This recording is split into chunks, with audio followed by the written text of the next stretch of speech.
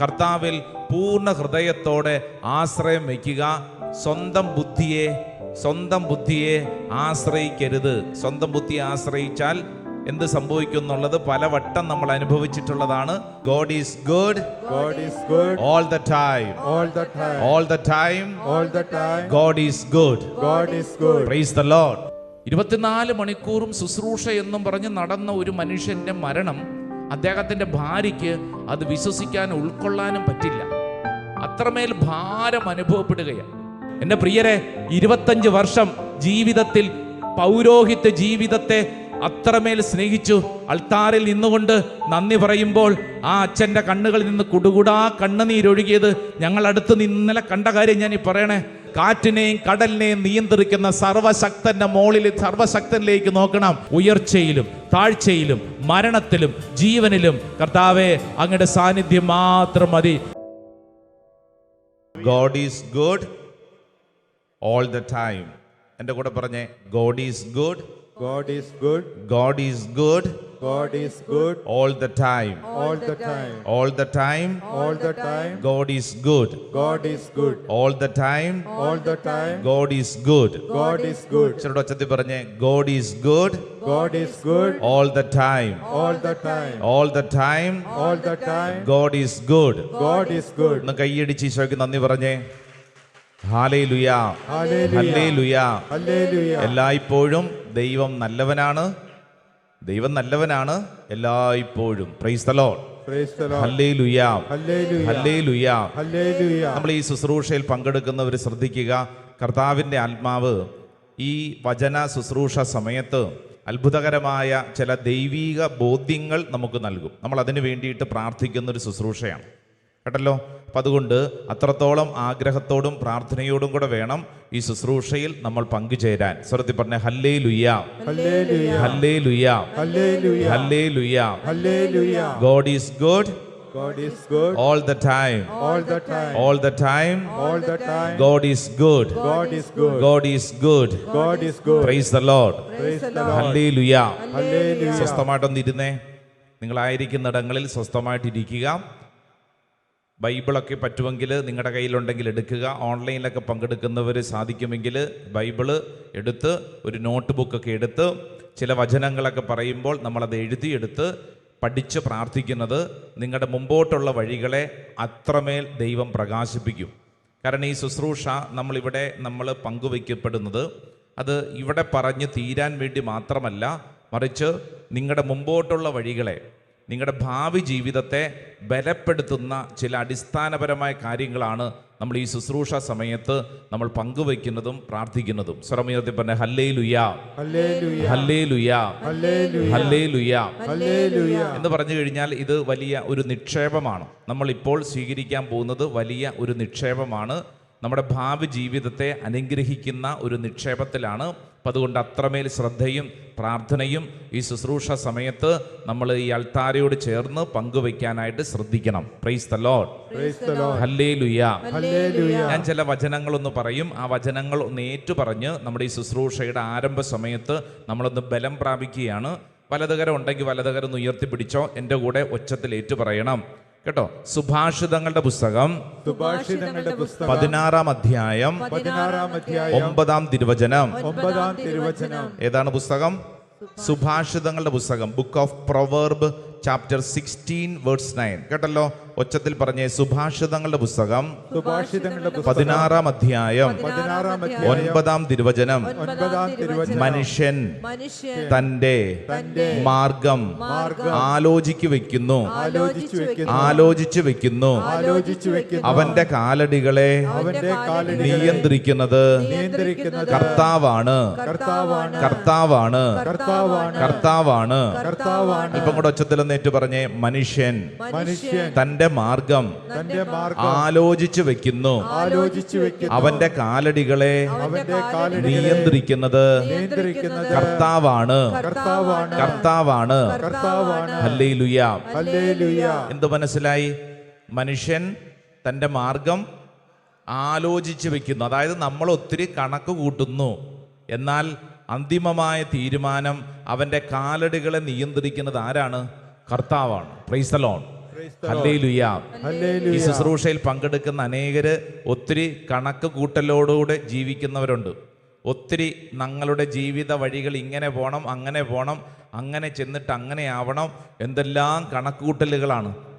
എന്നാൽ ഒരുപക്ഷെ ചില തകർന്നവരും ഭാരപ്പെട്ടവരും ഇനി എന്തു ചെയ്യണമെന്നറിയാതെ വിഷമിക്കുന്നവരൊക്കെ ശുശ്രൂഷയിൽ പങ്കെടുക്കുന്നുണ്ട്. ഈ വചനം നിങ്ങൾക്ക് വേണ്ടി ദൈവം സമ്മാനിച്ചിരിക്കുന്നതാണ്. ഒന്നും കൂടെ ഒച്ചത്തിൽ പറഞ്ഞേ, സുഭാഷിതങ്ങളുടെ പുസ്തകം 16-ാം അധ്യായം 9-ാം തിരുവചനം.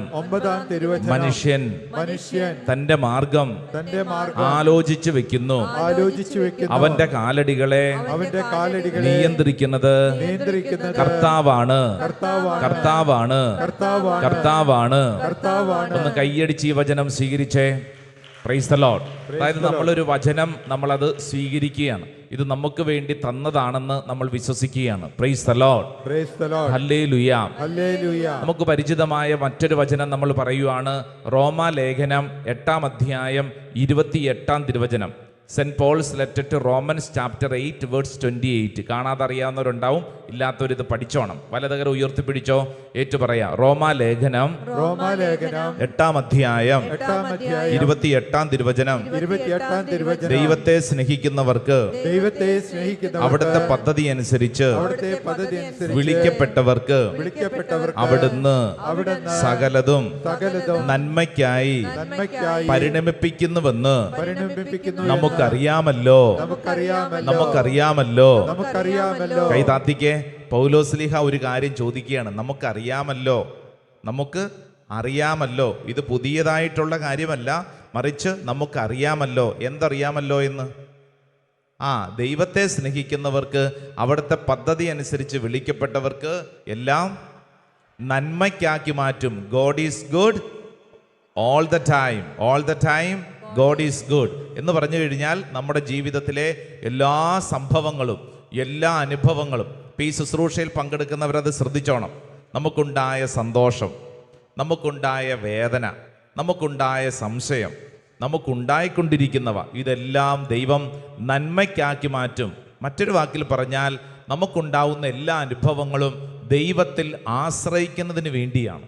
ആമേൻ, ആമേൻ. ഇത് നിങ്ങൾ വിശ്വസിച്ചോണം. ഇന്ന് ഈ ശുശ്രൂഷയിൽ പങ്കെടുക്കുന്ന ഓരോരുത്തരും വിശ്വസിക്കണം, എനിക്കുണ്ടാവുന്ന ഈ അനുഭവം എന്തിനാണ്? എനിക്ക് എൻ്റെ ദൈവത്തെ ആശ്രയിക്കുന്നതിന് വേണ്ടിയാണ്. എല്ലാ അനുഭവങ്ങളും കേട്ടോ, എല്ലാ അനുഭവങ്ങളും. നിങ്ങൾ വിചാരിക്കും ഇല്ല, ഇത് ഇത്രയും വലിയ കുഴിക്കകത്താണ്, ഇത്രയും വലിയ പ്രശ്നത്തിലാണ്. ആയിക്കോട്ടെ, പക്ഷെ വചനം എന്താ പറയണമെന്നറിയോ? നമുക്കുണ്ടായ എല്ലാ അനുഭവങ്ങളും ദൈവത്തെ ആശ്രയിക്കുന്നതിനു വേണ്ടി അത്രേ.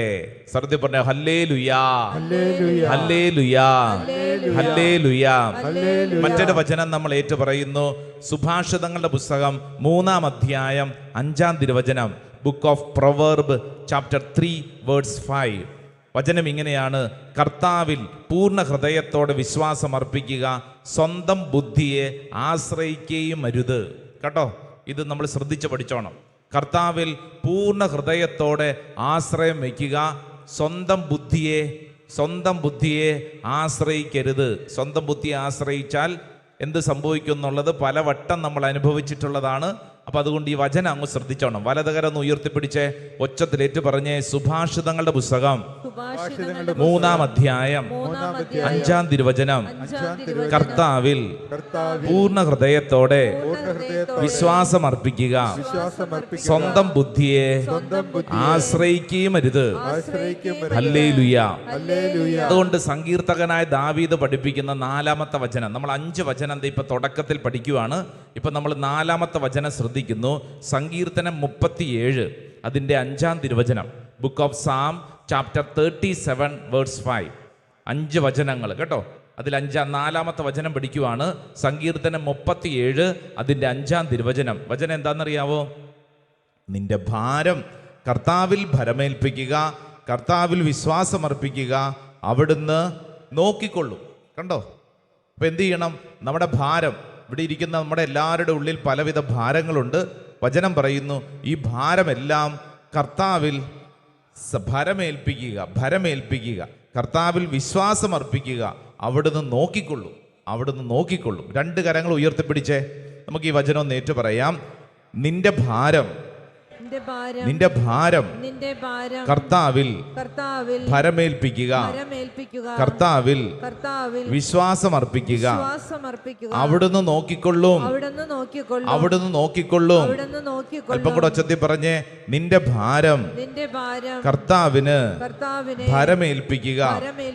കർത്താവിൽ വിശ്വാസമർപ്പിക്കുക. അവിടുന്ന് നോക്കിക്കൊള്ളും. Hallelujah, hallelujah, hallelujah. Praise the Lord. അപ്പൊ നമ്മുടെ ഭാരം എന്ത് ചെയ്യണം?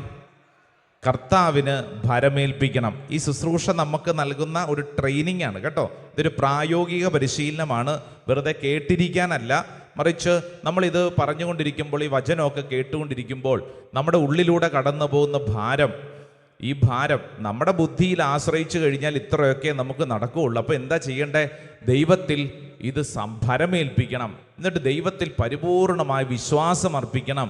അവിടുന്ന് നോക്കിക്കൊള്ളും എന്ന് പറയണം. ദൈവം നിന്റെ കാര്യം നോക്കിക്കൊള്ളും. Praise the Lord. അടുത്തിരിക്കുന്ന ആളോടൊന്ന് പറഞ്ഞു കൊടുത്ത്, ദൈവം നിന്നെ നോക്കിക്കൊള്ളും. ആ ദൈവം നോക്കിക്കൊള്ളും. Hallelujah, hallelujah. നമ്മുടെ ജീവിതത്തെ ദൈവം നോക്കിക്കൊള്ളും. Praise the Lord, hallelujah. ഒരുപക്ഷെ ഇവിടെ ഇരിക്കുന്ന പലരുടെയും ഭാരം, ജീവിതത്തിൽ ദൈവം അങ്ങ് മുഴുവനായിട്ടൊരു ക്ലാരിറ്റി ഒന്നും തന്നിട്ടില്ലായിരിക്കും പല കാര്യങ്ങളെക്കുറിച്ച്. പക്ഷേ നമുക്ക് ആവശ്യമായിട്ടുള്ള ഓരോ ചുവട് വെക്കാനുള്ള ക്ലാരിറ്റി ദൈവം തന്നുകൊണ്ടിരിക്കും. Praise the Lord, hallelujah. നമ്മളിപ്പോൾ ഒരു സ്റ്റെപ്പ് ഇറങ്ങി ഒരു സ്ഥലത്തോട്ട് പോവുകയാണ്.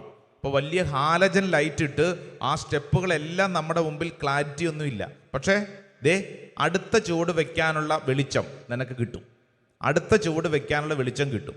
അങ്ങനെ അങ്ങനെ അങ്ങനെ അങ്ങനെ നമ്മൾ ദൈവത്തിൽ ആശ്രയിച്ചാണ് ആ സ്റ്റെപ്പ് ഇറങ്ങുന്നത്. അല്ലാതെ ഇത് മൊത്തം ക്ലാരിറ്റി, ജീവിതത്തെക്കുറിച്ച് മൊത്തം, മകൻ്റെ കാര്യം ഇങ്ങനെയാകും, മൊത്തം ചിത്രം, അങ്ങനെയൊന്നുമില്ല. മറിച്ച് നമ്മൾ ദൈവത്തിൽ ആശ്രയിച്ച് ഓരോ ചുവടും വെച്ച് വെച്ച് ഇറങ്ങണം. Praise the Lord, hallelujah. വലതുകരം ഉയർത്തിപ്പിടിച്ചേ. നല്ലൊരു സുന്ദരമായ വചനം, 5-ാമത്തെ വചനം കൂടെ പഠിച്ചോ. യെശയ്യായുടെ പ്രവചനം 41-ാം അധ്യായം 10-ാം തിരുവചനം. Isaiah chapter 41 verse 10. കാണാതെ അറിയാവുന്നവരൊക്കെ ഉണ്ടെങ്കിൽ ഒച്ചത്തിൽ പറഞ്ഞോണം, എന്റെ കൂടെ ഏറ്റു പറയണം. യെശയ്യാ പ്രവചനം 41-ാം അധ്യായം 10-ാം തിരുവചനം.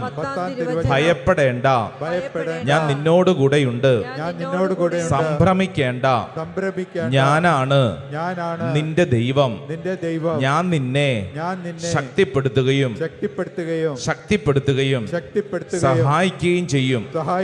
എന്റെ വിജയകരമായ വലത്തുകൈ കൊണ്ട് ഞാൻ നിന്നെ താങ്ങി നിർത്തും.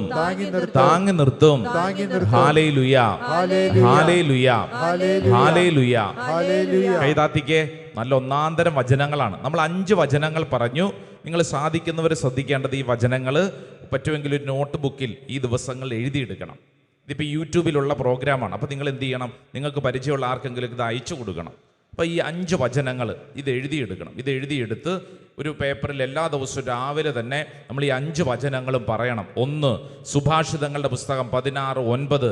മനുഷ്യൻ തൻ്റെ മാർഗം ആലോചിച്ച് വെക്കുന്നു, അവൻ്റെ കാലടികളെ നിയന്ത്രിക്കുന്നത് കർത്താവാണ്. നമ്മൾ പറയണം. എന്നിട്ട് അടുത്ത വചനം റോമ 8:28. ദൈവത്തെ സ്നേഹിക്കുന്നവർക്ക്, അവിടുത്തെ പദ്ധതി അനുസരിച്ച് വിളിക്കപ്പെട്ടവർക്ക് അവിടുന്ന് എല്ലാം നന്മയ്ക്കായി പരിണമിക്കുന്നുവെന്ന് നമുക്കറിയാമല്ലോ. പറയണം. അടുത്ത വചനം സുഭാഷിതങ്ങളുടെ പുസ്തകം 3:5. കർത്താവിൽ പൂർണ്ണ ഹൃദയത്തോടെ വിശ്വാസം അർപ്പിക്കുക, സ്വന്തം ബുദ്ധിയെ ആശ്രയിക്കുകയും അരുത്. എന്നിട്ട് വീണ്ടും എഴുതണം. സങ്കീർത്തനം 37:5. നിന്റെ ഭാരം കർത്താവിന് ഭരമേൽപ്പിക്കുക, കർത്താവിൽ വിശ്വാസം അർപ്പിക്കുക, അവിടുന്ന് നോക്കിക്കൊള്ളും. ഹല്ലേലൂയ. 5-ാമത്തെ വചനം യെശയ്യാ പ്രവചനം 41:10. ഭയപ്പെടേണ്ട, ഞാൻ നിന്നോട് കൂടെയുണ്ട്. സംഭ്രമിക്കേണ്ട, ഞാനാണ് നിന്റെ ദൈവം. ഞാൻ നിന്നെ ശക്തിപ്പെടുത്തുകയും സഹായിക്കുകയും ചെയ്യും. എൻ്റെ വിജയകരമായ വലത്തുകൈ കൊണ്ട് ഞാൻ നിന്നെ താങ്ങി നിർത്തും. ഹല്ലേലൂയ. നിങ്ങൾ സാധിക്കുമെങ്കിൽ എഴുത്തും വായന അറിയാവുന്ന എല്ലാവരും തന്നെ ഈ കുഞ്ഞ് എക്സസൈസ് ഒരു പേപ്പറിലോട്ട് ഈ വചനം എഴുതണം. ഇത് വലിയ സമ്പത്താണ്. നിങ്ങൾക്ക് അടുത്ത തലമുറയ്ക്ക് കൊടുക്കാവുന്ന ഏറ്റവും വലിയ സമ്പത്താണ്. വചനം എഴുതണം. ഇത് വെറുതെ ഒരു റോമ 8:28 എന്നും പറഞ്ഞ് ഇടാനല്ല, അത് എഴുതണം. റോമ 8:28. ദൈവത്തെ സ്നേഹിക്കുന്നവർക്ക്, അങ്ങനെ എഴുതണം. ഒരു പേപ്പറിൽ എഴുതണം. അപ്പം നമ്മൾ ചിലപ്പോൾ ചിന്തിക്കും, ഇതൊക്കെ എന്തിനാ ഇങ്ങനെ എഴുതുന്നത്? ഇതൊക്കെ ഞാൻ പഠിച്ച അത് പോരാ. മറിച്ച് ഇതൊക്കെ എഴുതണം. അങ്ങനെ നമ്മൾ കുത്തിയിരുന്ന് എഴുതി നമ്മൾ ആ വചനം പഠിച്ച് നമ്മളോട് തന്നെ പറയണം. പലതവണ ഇതിങ്ങനെ പറഞ്ഞുകൊണ്ടിരിക്കുമ്പോൾ ഈ വചനം നമ്മുടെ ഉള്ളിൽ അത്ഭുതകരമായി സംഭവിക്കാൻ തുടങ്ങും. Hallelujah. God is good all the time. all the time. all the time. God is God is good. ഒച്ചത്തിൽ പറഞ്ഞേ, God is good God is good all the time. all the time. all the time. All the time. God is good. God is good. Praise the Lord. praise the Lord. Hallelujah. Hallelujah. എൻ്റെ പ്രിയപ്പെട്ട ദൈവജനമേ, ഈ വിശുദ്ധ ഗ്രന്ഥം മുഴുവൻ നമ്മളെ പഠിപ്പിക്കുന്ന പാഠം ദൈവത്തിൽ നമ്മുടെ എല്ലാ അനുഭവങ്ങളും ആശ്രയം വെച്ച് ജീവിക്കുന്നതിനെ കുറിച്ചാണ്. നിങ്ങൾ ഉൽപ്പത്തി മുതൽ വെളിപാട് വരെ എടുത്ത് വായിച്ചു നോക്കൂ.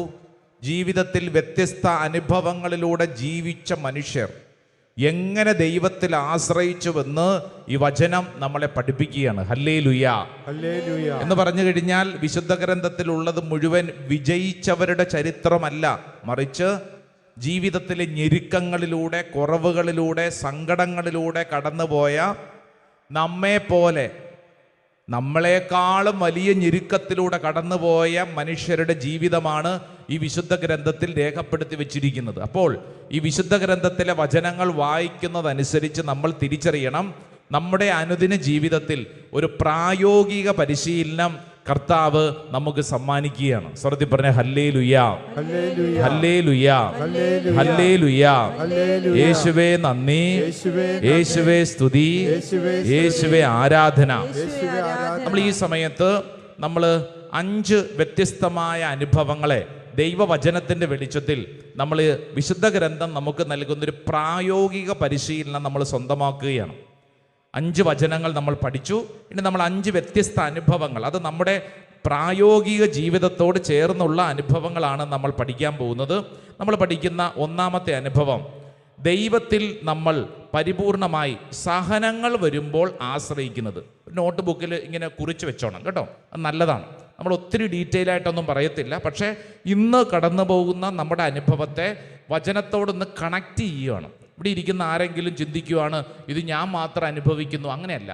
നിന്റെ ജീവിതത്തിൽ നീ കടന്നു പോകുന്ന അനുഭവത്തെ വചനത്തോടൊന്ന് നമ്മൾ ക്ലിപ്പ് ചെയ്യുവാണ്, കണക്ട് ചെയ്യുവാണ്. അപ്പം അതുകൊണ്ട് നിന്റെ ഗുണമെന്ന് വെച്ച് കഴിഞ്ഞാൽ നിന്റെ അനുഭവങ്ങൾ ഏത് കടന്നു വരുന്നെങ്കിലും ഈ വചനത്തോട് ചേർന്ന് വെച്ച് ധ്യാനിച്ചു കൊള്ളാം. Price the Lord. സ്വർഗ്ഗത്തിൽ പറഞ്ഞ ഹല്ലേലൂയ, ഹല്ലേലൂയ. Hallelujah. സഹനങ്ങളെ കുറിച്ച് ധ്യാനിക്കുമ്പോൾ തന്നെ നമ്മൾ എന്നും ധ്യാനിക്കുന്ന പുസ്തകമാണ് ജോബിന്റെ പുസ്തകം, അല്ലേ? ജോബിന്റെ പുസ്തകം 13-ാം അധ്യായം അതിൻ്റെ 15-ാം തിരുവചനം ഒന്ന് തുറന്നേ. 13:15. ജോബിന്റെ പുസ്തകം 13:15. ഒരു കുഞ്ഞു വചനം നമ്മൾ അതിൻ്റെ അകത്ത് ശ്രദ്ധിക്കും. ഈ ജോബ് ജീവിതത്തിൽ ഞെരുക്കങ്ങൾ ഉണ്ടായപ്പോൾ എന്തു ചെയ്തു എന്നുള്ളൊരു ചോദ്യം ഉണ്ടല്ലോ. ജോബ് എന്ത് ചെയ്തു? നമുക്കറിയാം, നമ്മളിത് ആദ്യമായിട്ട് കേൾക്കുന്നവരൊന്നുമല്ല. ജോബ് സങ്കടങ്ങളും ഭാരങ്ങളൊക്കെ ഉണ്ടായപ്പോൾ എന്ത് ചെയ്തു? ദൈവത്തിൽ ആശ്രയിച്ചു. ദൈവത്തെ വട്ടം പിടിച്ച മനുഷ്യനാണ്. ദൈവത്തെ വട്ടം പിടിച്ചു. എല്ലാം നഷ്ടപ്പെട്ടു പോകുന്ന അവസരത്തിലും ദൈവത്തെ വട്ടം പിടിച്ചു. ഒരു കുഞ്ഞു വചനഭാഗം നമ്മളൊന്ന് വായിക്കുന്നു. ജോബിന്റെ പുസ്തകം 13:15. കിട്ടിയോ? ഒച്ചത്തിൽ വായിച്ചോ. പ്രത്യാശയറ്റ എന്നെ ദൈവം വധിച്ചാൽ തന്നെ എന്ത് എങ്കിലും അവിടുത്തെ മുഖത്ത് നോക്കി ഞാൻ വാദിക്കും. കണ്ടോ, ജോബ് പറയുവാണ്, എല്ലാം നഷ്ടപ്പെട്ടിരിക്കുന്ന ഞാൻ, ഇനിയിപ്പോൾ ഞാൻ ചത്താ തന്നെ, ഞാനിപ്പോൾ മരിച്ചാൽ പോലും, ജോബ് പറയുക, ഞാൻ എൻ്റെ ദൈവത്തിൻ്റെ മുഖത്ത് നോക്കി ഞാൻ സംസാരിച്ചുകൊണ്ടിരിക്കും. ഈ എന്തൊരു ആത്മവിശ്വാസം എന്നറിയോ? ജീവിതത്തിൽ എല്ലാം നഷ്ടപ്പെട്ട് എല്ലാം കയ്യിൽ നിന്ന് പോയെന്ന്, എല്ലാം പോയി ദൂർത്ത് ചെയ്തിട്ടൊന്നുമല്ല, അത്രമേൽ നീതിമാനായിരുന്നൊരു മനുഷ്യനാണേ. എല്ലാം പോയി ഇങ്ങനെ ഞെരുക്കത്തിലിരിക്കുന്ന അവസരത്തിലും ഇയാൾ പറയുവാണ്, ഞാൻ എൻ്റെ പ്രത്യാശയൊക്കെ നഷ്ടപ്പെട്ട് എല്ലാം തീർന്നു പോയാലും ഉണ്ടല്ലോ, ഞാൻ എൻ്റെ തമ്പുരാൻ്റെ മുഖത്ത് നോക്കി ഞാൻ ജീവിക്കുന്നു. സ്വർഗ്ഗത്തിൽ പറഞ്ഞ ഹല്ലേലൂയ, ഹല്ലേലൂയ. അടുത്തിരിക്കുന്ന ആളോട് പറഞ്ഞു, എല്ലാം നഷ്ടപ്പെട്ടാലും ദൈവത്തിൻ്റെ മുഖത്ത് നോക്കിക്കോണം. പറഞ്ഞു കൊടുത്തേ. എല്ലാം നഷ്ടപ്പെട്ടാലും ദൈവത്തിന്റെ മുഖത്ത് നോക്കിക്കോണം. സ്വർഗ്ഗത്തിൽ പറഞ്ഞ ഹല്ലേലൂയ, ഹല്ലേലൂയ, ഹല്ലേലൂയ. അതായത് നമ്മൾ ഈ ദൈവത്തിൽ ആശ്രയിക്കുന്നത്, even when you lost everything, but ദൈവത്തിൽ വിശ്വസിച്ചോണം. എല്ലാം കയ്യിൽ നിന്ന് നഷ്ടപ്പെട്ടാലും നിനക്കൊരിക്കലും നഷ്ടപ്പെടാതെ നിൽക്കുന്നത് തമ്പുരാൻ കർത്താവ് മാത്രമാണ്. ഹല്ലേലൂയാ. ഹല്ലേലൂയ. ഇത് നമ്മുടെ ഉള്ളിൽ വലിയ ഒരു ആത്മവിശ്വാസം നമുക്കങ്ങോട്ട് വരും. എല്ലാം നഷ്ടപ്പെട്ടാലും എൻ്റെ ദൈവത്തെ ഞാൻ പിടിവിടത്തില്ല. ആമേൻ, ആമേൻ, ആമേൻ, ആമേൻ, ആമേൻ, ആമേൻ, ആമേൻ. ആമേൻ. പ്രിയപ്പെട്ടവരെ, ഡിവൈൻ പോട്ട ശുശ്രൂഷകളിൽ വലിയ ശക്തമായ സാന്നിധ്യമായിട്ട് നിന്ന ഒരു സഹോദരൻ, അദ്ദേഹത്തിൻ്റെ പേര് ജോയിക്കുട്ടി ബ്രദർ. നിങ്ങൾക്ക് പലർക്കും വളരെ കുടുംബ സുഹൃത്തെന്ന പോലെ പരിചയമുണ്ട്. അദ്ദേഹം മരിച്ചുപോയി, ജോയിക്കുട്ടി ബ്രദർ. ഒത്തിരി കൺവെൻഷൻ, ഒരുപക്ഷെ നമ്മുടെ പോട്ട ഡിവൈൻ ശുശ്രൂഷകൾ പല പല ദേശങ്ങളിൽ എത്തുന്നതിന് വേണ്ടി അത്രമേൽ അക്ഷീണം പരിശ്രമിച്ച വലിയൊരു ശുശ്രൂഷകനാണ് ജോയിക്കുട്ടി ബ്രദർ. കൊറോണ കാലഘട്ടത്തിലാണ് അദ്ദേഹത്തിൻ്റെ മരണം. അദ്ദേഹത്തിൻ്റെ ഭാര്യ നന്ദിനി, ആ സഹോദരിയും ശുശ്രൂഷ ചെയ്യുന്നുണ്ട്. ഈ ഭർത്താവിൻ്റെ വേർപാട്, അതായത് ശുശ്രൂഷയ്ക്ക് വേണ്ടി നടന്ന മനുഷ്യൻ, 24 മണിക്കൂറും ശുശ്രൂഷ എന്നും പറഞ്ഞ് നടന്ന ഒരു മനുഷ്യൻ്റെ മരണം അദ്ദേഹത്തിൻ്റെ ഭാര്യയ്ക്ക് അത് വിശ്വസിക്കാനും ഉൾക്കൊള്ളാനും പറ്റില്ല. അത്രമേൽ ഭാരം അനുഭവപ്പെടുകയാണ്. അപ്പോൾ ഉള്ളിൻ്റെ ഉള്ളിൽ ഒരു ചോദ്യമുണ്ട്. ഇപ്പം നമ്മൾ ജോബിൻ്റെ കാര്യം പറഞ്ഞതുപോലെ ദൂർത്തനായിട്ട് നടന്നിട്ട് നഷ്ടപ്പെട്ടു പോയി കഴിഞ്ഞാൽ അത് മനസ്സിലാക്കാം. ഇപ്പം നമ്മൾ എന്ത് പറയും? അത് അയാളുടെ കയ്യിലിരിപ്പ് കൊണ്ടാണെന്ന് പറയും. അത് അയാൾക്ക് അങ്ങനെ തന്നെ വേണം, അത് കയ്യിലിരിപ്പ് കൊണ്ടാണ്. ഇപ്പം മദ്യപിച്ച ഒരാൾക്ക് ലിവർ സിറോസിസ് എന്ന് പറയുന്ന രോഗം വരുന്നു. അപ്പം നമ്മൾ പറയും അയാൾ കുടിയനല്ലേ, അയാൾക്ക് കുടിച്ചു കഴിയുമ്പോൾ കരൾ രോഗം വരും, അത് അയാളുടെ കയ്യിലിരിപ്പ് കൊണ്ടാണ്. എന്നാൽ ഈ ജോബിൻ്റെ കാര്യം പറഞ്ഞതുപോലെ നമ്മുടെ മുമ്പിൽ ഒരു ചോദ്യമുണ്ട്. ദൈവമേ, ഇതെന്താ ഇങ്ങനെ? ഇത്രമേൽ ദൈവത്തോട് വിശ്വസ്തത, നീതിമാനായിട്ട് ജീവിച്ചിട്ട് എന്താ ഇങ്ങനെ? ഈ ജോയിക്കുട്ടി എന്ന് പറയുന്ന ബ്രദർ ഈ അൾത്താറിൽ നിന്ന് എത്രയോ തവണ വചനം പങ്കുവച്ചിട്ടുള്ളൊരു മനുഷ്യൻ, ഡിവൈൻ പോട്ട ശുശ്രൂഷകളുടെ നട്ടല്ലായിട്ട് നിന്നിരുന്നു വലിയൊരു ശുശ്രൂഷകൻ, അൽമായൻ. അപ്പം ഇദ്ദേഹത്തിൻ്റെ മരണം ഇദ്ദേഹത്തിൻ്റെ ഭാര്യയ്ക്ക് താങ്ങാൻ പറ്റുന്നില്ല. ഉള്ളിൻ്റെ ഉള്ളിൽ ഇതിങ്ങനെ ചോദ്യം, എന്തേ ദൈവം ഇങ്ങനെ എൻ്റെ ജീവിത പങ്കാളിയെ എടുത്തു? അപ്പം ഇങ്ങനെ സങ്കടപ്പെട്ട് ഇനി ശുശ്രൂഷ ജീവിതമൊക്കെ വേണ്ട എന്ന് കരുതി ഭാരപ്പെട്ട് നമ്മുടെ ഡിവൈനിൽ ബഹുമാനപ്പെട്ട ജോർജ് പനക്കലച്ചൻ്റെ മുമ്പിൽ ചെന്നിരുന്ന് സങ്കടപ്പെടുകയാണ് ഭാര്യ നന്ദിനി. അപ്പോൾ ഇങ്ങനെ ഇരുന്ന് സങ്കടപ്പെട്ടുകൊണ്ടിരിക്കുക. ഇങ്ങനെ സങ്കടപ്പെട്ട് എന്നാലും എൻ്റെ ഭർത്താവിനെ, ദൈവമേ ഇതെന്താ ദൈവമേ ഈ ചോദ്യം? വലിയൊരു വേർപാടല്ലേ, സങ്കടം. മുമ്പിലോട്ട് നോക്കുമ്പോൾ ഇനി എന്താ ചെയ്യേണ്ടെന്നൊരു പിടുത്തമില്ലാത്ത അവസ്ഥ. അങ്ങനെ ഇരിക്കുമ്പോൾ ബഹുമാനപ്പെട്ട ജോർജ് പനക്കലച്ചൻ ഈ സഹോദരിയോട് പറഞ്ഞു, എടി നന്ദിനി, നീ ഒരു വചനം എടുത്ത് വായിച്ചേ, നിനക്ക് കർത്താവ് ഒരു സന്ദേശം നൽകുന്നു. യെശയ്യായുടെ പ്രവചനം 54 അധ്യായം 5 തിരുവചനം, book of Isaiah chapter 54 verse 5. ആ വചനം ഇങ്ങനെ എടുത്തു.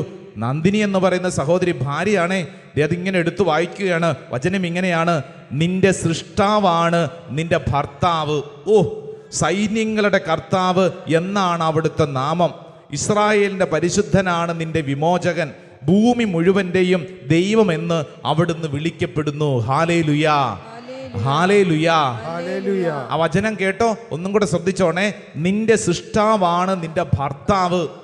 അപ്പോൾ ഈ സഹോദരി ഇത്രയും നേരം വിഷമിച്ച് ഭർത്താവ് നഷ്ടപ്പെട്ടു പോയത് എണ്ണിപ്പെറുക്കി 100,000 ചോദ്യങ്ങളുമായിട്ട് ഈ അച്ഛൻ്റെ മുമ്പിലിരിക്കുമ്പോൾ അച്ഛൻ ഈ സഹോദരിയോട് പറയുന്നു, മകളെ, നിന്നോട് കർത്താവ് സംസാരിക്കുന്നു. യെശയ്യാ പ്രവചനം 54:5, നിന്റെ സൃഷ്ടാവാണ് നിന്റെ ഭർത്താവ്. എൻ്റെ പ്രിയപ്പെട്ട സഹോദരങ്ങളെ, ഈ ഭർത്താവ് ആരാണ് എന്നുള്ളൊരു ക്ലാരിറ്റി വചനം കൊടുക്കുകയാണ്. നിന്റെ സൃഷ്ടാവാണ് നിന്റെ ഭർത്താവ്, സൈന്യങ്ങളുടെ കർത്താവ് എന്നാണ് അവിടുത്തെ നാമം. ഇസ്രായേലിൻ്റെ പരിശുദ്ധനാണ് നിന്റെ വിമോചകൻ. ഭൂമി മുഴുവൻ്റെയും ദൈവമെന്ന് അവിടുന്ന് വിളിക്കപ്പെടുന്നു. ഹാലേലുയാ. ഈ ഒരൊറ്റ വചനം കേട്ടതോടുകൂടി കുനിഞ്ഞിരുന്ന് പിറുപിറുത്തുകൊണ്ടിരുന്ന, കണ്ണുനീരൊഴുക്കിക്കൊണ്ടിരുന്ന നന്ദിനി എന്ന സഹോദരി കണ്ണുകൾ ഉയർത്തി, ശിരസുയർത്തി ഈ സ്ത്രീയുടെ മുമ്പിൽ കൃത്യമായി ദൈവീകപരമായ ഒരു ബോധ്യം കിട്ടുകയാണ്. എൻ്റെ പ്രിയപ്പെട്ടവരെ, ഈ സഹോദരി കഴിഞ്ഞ ദിവസം ആത്മീയമായ ചില മേഖലകൾ പങ്കുവച്ചപ്പോൾ പറഞ്ഞത്, അച്ഛാ, പിന്നീട് ഒരിക്കലും ഞാൻ എൻ്റെ ഭർത്താവിനെ ഓർത്ത് കരഞ്ഞിട്ടില്ല. കാരണം എനിക്കറിയാം എൻ്റെ ഭർത്താവ് എൻ്റെ തലയ്ക്ക് മുകളിൽ നിന്ന് എനിക്ക് വേണ്ടി മധ്യസ്ഥം വഹിക്കുന്നു. അച്ഛാ, ഞാൻ എൻ്റെ ഭർത്താവ് എത്രത്തോളം ഓടിയോ അതിനേക്കാളും കൂടുതൽ വചനത്തിന് വേണ്ടി ഓടാനും വചനം പറയാനും സാക്ഷ്യം പറയാനും എവിടേക്ക് അവസരങ്ങൾ കിട്ടുമ്പോൾ ഓടിക്കൊണ്ടിരിക്കുകയാണ്. നല്ലൊരു കയ്യടി കർത്താവ് ഈശോയ്ക്ക് കൊടുത്തേ. നല്ലൊരു കയ്യടി കർത്താവ് ഈശോയ്ക്ക് കൊടുത്തേ. ഇത് ഞാൻ പറഞ്ഞത് എന്തിനാണെന്നറിയാവോ? ഇവിടെ ഇരിക്കുന്ന ആരെങ്കിലും, ശുശ്രൂഷയിൽ പങ്കെടുക്കുന്ന ആരെങ്കിലും ജീവിതത്തിൽ ഞാൻ ഇത്രയൊക്കെ ദൈവത്തിന് വേണ്ടി ചെയ്തിട്ടും എനിക്കിങ്ങനെയാണല്ലോ എന്നിങ്ങനെ ഭാരപ്പെട്ടിരിക്കുന്നുണ്ടെങ്കിൽ നിന്റെ ദൈവം നിന്നോട് ചില കാര്യങ്ങൾ ഈ ശുശ്രൂഷ സമയത്ത് പഠിപ്പിക്കുകയാണ്. ഹല്ലേലൂയാ, ഹല്ലേലൂയാ, ഹല്ലേലൂയാ, ഹല്ലേലൂയാ. നമ്മളിത് പഠിക്കുമ്പോൾ ഒരു വ്യക്തിയെയും കൂടെ പഠിച്ചുകൊള്ളണേ. അത് പഴയ നിയമത്തിലെ അബ്രാഹത്തെ കുറിച്ചാണ്. ഹെബ്രായ ലേഖനം 11 അധ്യായം 8 തിരുവചനം. ഹെബ്രായ ലേഖനം, ഹീബ്രൂസ് ചാപ്റ്റർ 11 വേഴ്സ് 8. ജീവിതത്തിൽ ഇനി മുമ്പോട്ട് എങ്ങനെ പോകണമെന്ന് അറിയാതെ വിഷമിച്ചു നിൽക്കുന്ന ഒരു സങ്കടകരമായ അവസ്ഥ. ഇതാരെക്കുറിച്ചാണെന്നറിയോ? നമ്മുടെ അബ്രാഹത്തെക്കുറിച്ചാണ്. ഇനി എങ്ങോട്ട് പോകണം, എന്തു ചെയ്യണം? അബ്രാഹത്തെ ദൈവം തിരഞ്ഞെടുക്കുമ്പോൾ ഈ അബ്രാഹത്തിൻ്റെ മാനസികാവസ്ഥ എന്താ? എടാ, നിന്നെ ഇന്ന സ്ഥലത്തെത്തിച്ച് ഇന്ന ജോലി നിനക്ക് തരും, ഇത്ര ഏക്കർ സ്ഥലം തരും, ഇത് വല്ല ഉറപ്പുണ്ടോ? ഒരു പിടുത്തമില്ല. കിട്ടിയ വചനം ഹെബ്രായ ലേഖനം 11 അധ്യായം 8 തിരുവചനം വായിച്ചേ. വിശ്വാസം മൂലം അബ്രാഹം തനിക്ക് അവകാശമായി ലഭിക്കാനുള്ള സ്ഥലത്തേക്ക് പോകാൻ വിളിക്കപ്പെട്ടപ്പോൾ അനുസരിച്ചു. കണ്ടോ? വിശ്വാസം മൂലം. ഒറ്റ കണ്ടീഷനേ ഉള്ളൂ. എന്താ അത്? വിശ്വാസം മൂലം. സ്വരമുയർത്തി പറഞ്ഞ ഹല്ലേലൂയാ, ഹല്ലേലൂയാ. വിശ്വാസം മൂലം നിന്റെ ജീവിത വഴികളിൽ നിനക്ക് മുമ്പോട്ട് നോക്കുമ്പോൾ അൺസർട്ടനിറ്റി, എന്താ ചെയ്യേണ്ടെന്നൊരു പിടുത്തമില്ല, മൊത്തം പകച്ചു നിൽക്കുന്നു. അങ്ങനെയുള്ളവരുണ്ട് നിന്റെ ജീവിതത്തിൽ. ഇനി എന്ത് ചെയ്യണമെന്നറിയാതെ പകച്ചു നിൽക്കുന്നു, ഭാരപ്പെട്ടിരിക്കുന്നു. ഇനി എന്താകും, ഇനി എങ്ങനെ ജീവിക്കും? വിവാഹപ്രായം എത്തിയിട്ടും കല്യാണം നടക്കുന്നില്ലല്ലോ. ഈ പ്രായം കഴിഞ്ഞാൽ ഇനി എന്തു ചെയ്യും? പലതവണ പരീക്ഷ എഴുതിയിട്ടും മുമ്പോട്ട് പോകാൻ ഇനി വഴിയില്ലല്ലോ. ഇനി എന്തു ചെയ്യും? വല്ലാണ്ട് വിഷമിച്ച് നിൽക്കുന്നു, ഭാരപ്പെട്ട് നിൽക്കുന്നു. ഇങ്ങനെ വിഷമിച്ച് നിൽക്കുന്ന ഓരോ വ്യക്തിയോടും ദൈവത്തിൻ്റെ ആത്മാവ് പഠിപ്പിക്കുന്ന ഒരു ആത്മീയ സത്യമാണ് നമ്മളിപ്പോൾ പഠിച്ചുകൊണ്ടിരിക്കുന്നത്. ഇതേ വിശ്വാസം മൂലം അബ്രാഹം ജീവിതത്തിൽ മുന്നോട്ട് നയിക്കപ്പെട്ട ആത്മീയ ശക്തി. ദൈവത്തിൽ ആശ്രയിക്കുന്നതിന് വേണ്ടി മാത്രം, മനുഷ്യന്റെ ബുദ്ധിയല്ല, ദൈവത്തിൽ ആശ്രയിക്കുന്നതിന് വേണ്ടി അത്രേ. ഹല്ലേലൂയാ, ഹല്ലേലൂയാ. വിശുദ്ധ ഗ്രന്ഥത്തിലെ ഓരോ വചനഭാഗങ്ങളും എന്നെയും നിന്നെയും ഓർമ്മപ്പെടുത്തുന്ന ഒരു ആത്മീയ സത്യമാണ്. വർഷങ്ങൾക്ക് മുമ്പ് 1990 ഒരു ചെറുപ്പക്കാരൻ, 10-27 വയസ്സുണ്ട്, KSEB എന്ന് പറയുന്ന ഗവൺമെൻറ് ജോലി, ഇലക്ട്രിസിറ്റി ഡിപ്പാർട്ട്മെൻറ്റിൽ ഒരു ജോലി കിട്ടി. ജീവിതത്തിൽ വ്യത്യസ്തമായ ഒരു അനുഭവത്തിലൂടെ കൂട്ടുകാരൊക്കെ ഒപ്പം അടിച്ച് പൊളിച്ച് ജീവിതത്തിൻ്റെ കിട്ടിയ സമയം മൊത്തം ആസ്വദിക്കണം എന്നുള്ള ചിന്ത മാത്രവുമായിട്ട് നടന്നു നീങ്ങുന്ന ഒരു ചെറുപ്പക്കാരൻ ഈ 26-ാമത്തെ വയസ്സിൽ ജീവിതവുമൊക്കെ ആയിട്ട് നടക്കുമ്പോഴാണ് അദ്ദേഹത്തിൻ്റെ ഇടവക പള്ളിയിൽ അദ്ദേഹം ഒരു തിരുനാൾ ഒരു കുർബാനയിൽ പങ്കെടുക്കാൻ ഇടവന്നു. ആ കുർബാനയ്ക്കിടയ്ക്ക് ഒരു ശുശ്രൂഷയുടെ അവിടെ നിന്നുള്ള ഒരു വചന പ്രഘോഷണം കേൾക്കാൻ ഇടവന്നു.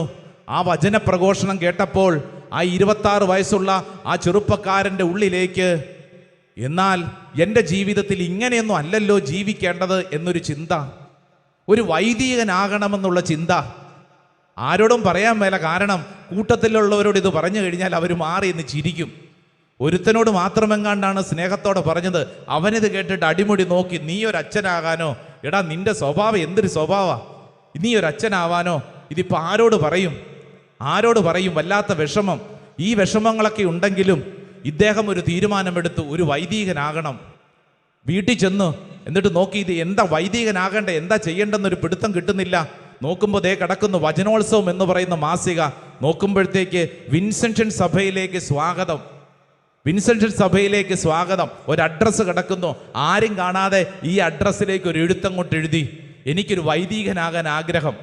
എന്നിട്ട് ഇയാൾ വീണ്ടും ജോലി ചെയ്തുകൊണ്ടിരിക്കുക, KSEB ജോലി ചെയ്യുന്ന സ്ഥലത്തേക്ക് വീണ്ടും പോയി. അവിടെ പോയി ജോലി ചെയ്തുകൊണ്ടിരിക്കുമ്പോൾ 4-5 ദിവസം കഴിഞ്ഞപ്പോൾ ഒരു എഴുത്ത് വീട്ടിൽ നിന്ന് വരടാ, ഒരു എഴുത്ത് വന്നിട്ടുണ്ടല്ലോ നിന്റെ പേരിൽ. തിരിച്ചു വന്നു. എന്നിട്ട് ആ എഴുത്ത് പൊട്ടിച്ചപ്പോൾ സെമിനാരിൽ ചേരാൻ ആഗ്രഹമുണ്ടെങ്കിൽ തൃക്കാക്കരയിലുള്ള ഞങ്ങളുടെ മൈനസ് സെമിനാരിൽ എത്തുക. ഈ ചെറുപ്പക്കാരൻ പിന്നൊന്നും ആലോചിച്ചില്ല, ജോലി രാജിവെച്ച് നേരെ സെമിനാരിൽ ചേർന്നു. വീട്ടുകാരോട് പോലും മര്യാദയ്ക്ക് പറഞ്ഞിട്ടില്ല, കാരണം നാട്ടിലും വീട്ടിലൊക്കെ ഇത് പറഞ്ഞു കഴിഞ്ഞാൽ ആർക്കും വിശ്വസിക്കാൻ പറ്റിയല്ല.